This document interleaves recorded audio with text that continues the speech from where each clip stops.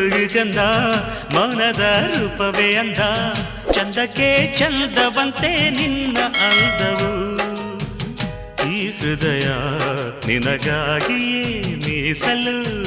ಪ್ರಿಯೇ ಎಂದಿಗೂ ಈ ಬೆಸುಗೆ ಬಿರುಗಾಳಿಯೇ ಬಂದರು ಒಡೆಯದು ಎಂದಿಗೂ